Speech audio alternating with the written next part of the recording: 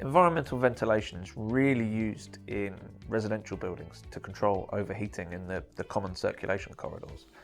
Typically these will have all of the mechanical and electrical heating services kind of running through the ceiling void, and they generate heat, and that transfers down into the corridors.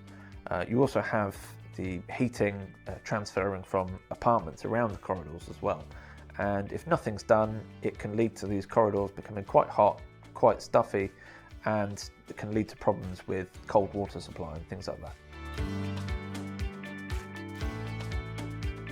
Yes, so a smoke control system can be ideal for providing some environmental ventilation.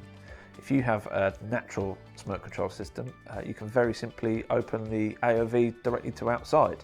This is a lot like opening the window at home, allows some hot air out of the building and also some fresh air back into the building.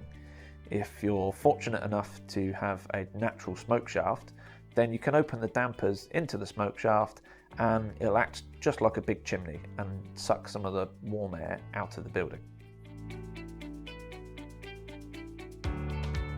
If you have a mechanical smoke control system, then you can use the fans either kind of running at a low speed to suck some of the warm air out of the building, or you can provide some dedicated low-speed day-to-day fans which are perhaps a bit more efficient for environmental ventilation. This could also be teamed up with an evaporative cooler to cool some of the air as it comes into the building, or perhaps even an air handling unit if that's more specific controls needed. Probably the most important thing to consider is what the purpose of the system is. Is it there just to provide some general background ventilation, or are people looking for specific conditions and temperatures to be maintained within the corridor?